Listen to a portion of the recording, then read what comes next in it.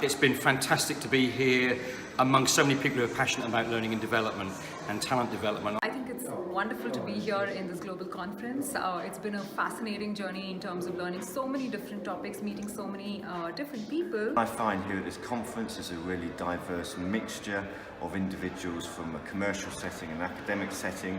In fact, one of the reasons I'm here at the Merit Summit is I'm really interested and passionate that we should have more sharing between academia and practitioners, closing this knowing-doing gap. I was particularly inspired with a couple of ideas so far. Good experience, a lot of networking, and not networking only between the companies, but also with the business schools. That I think it's something very enriching, that we gain a lot from that knowledge. One of the key things about events like this is the social collaboration, actually meeting people and sharing ideas. So I think that's a really key point for organisations as well, that the learning agenda has moved from just formal to informal learning. And that's a really strong thing which we need to grasp, because it's not something that's easy for us to control, or should we control that? So I think social collaborative is something CIPD recognises as a really important part of modern learning mix. The time for learning, for dedicated learning organizations is critical. Either they will be eradicated or they will become very important.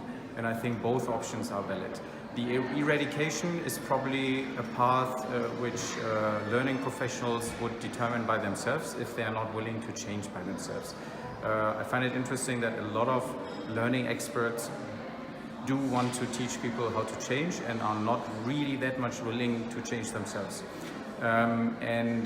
Partnering with business schools, with consultants, is not the solution to the own change. About the growing importance of collective learning versus individual learning, which was shared in a couple of interventions in the summit. So that's one element that I come back with in terms of how could I put that more into practice. I think learning has always evolved, and today we're really at that juncture where we're using technology, learning, and really a personalized setup. So I think this space that we're in is very fascinating. We're going to see a lot of new things coming up, new innovations, making life simpler for everyone, and also giving us the opportunity to learn the way we want to learn. And that's really what I'm looking forward to as well.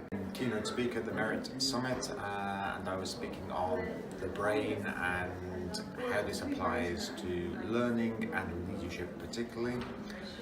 Number of key takeaways. The first obviously is the brain, how the brain is designed to learn and what it learns.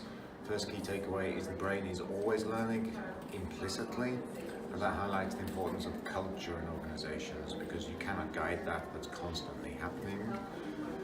The second key takeaway was that actually focused learning has to be very specific, very focused, and has to be very limited. You only focus on a number of limited factors. The third key takeaway is the model of needs that we've built around neuroscience or neuropsychology. That's 5 needs backed by solid science, which are self-esteem, control, orientation, attachment, and pleasure. Those 5 needs go across everything from motivation to engagement, to satisfaction, to healthy brain functioning. If you have those needs, your place will be operating well. If you do not have those needs, the brain cannot fully grow and perform to its best. New innovative solutions to some of the problems that I face.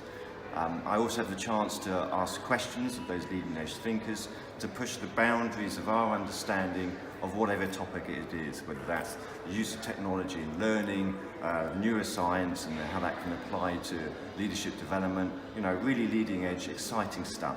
So I see it as an opportunity for me to get inspiration from these great thinkers, but also maybe to push their buttons a little bit and to push the boundaries for everyone when it comes to learning and development and other relevant topics for us in commerce and in academia today.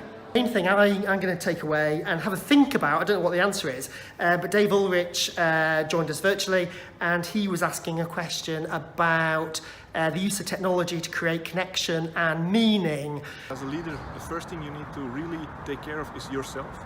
It's all about having enough sleep, breathing enough, making sure that you're well aligned internally and externally. Looking at bespoke learning solutions, so no longer is it the learning provider deciding what they want to do, but it's thinking how best that we can provide learning which fits the unique needs of the learner. And that's a really important thing, because it means we can no longer as learning providers just have one size fits all. It is about really tailored responses to learning needs. So yeah, let's get socially collaborative and let's really understand what our learners need. And I think then we've got the chance to transform organisations. My pitch to the learning professionals is rethink what you've done, because the greatest learning innovations from 3 years ago are the biggest hinderers towards innovation in learning and making learning really tangible and with impact for the individual as well as for the organization. Or the idea of learning solutions. And what the person was, David Ulrich actually was meaning by learning solutions was actually starting from real business challenges and bring the ideas and insights important, necessary, relevant to within the learning initiative to, in a way, find solutions to the business challenge. So as opposed to action learning, which starts from competencies, here it means starting by the problem, the business challenge, and then building and bringing the competency that could be useful to solve the problem. Working much more on social elements, much more than on strategy and on the hard part of your job, but really about social connections, about teams, about things like that. And that were for me the biggest insights of this conference. Slightly more complex and hard to explain here is how we've mapped these 5 needs to a whole behavioural framework of how to deal with leadership scenarios in the workplace or learning scenarios. That gives us 9 levels of intervention. Our analysis shows that actually if you look at most learning or most organizations and most learning in those organizations, they only focus on 2 or 3 of 9 areas. I would say be careful, focus on 9 areas, focus on them consistently and persistently, and if you do that, you'll develop a whole person, a whole brain, a whole leader, and that will make you or your organization much more effective.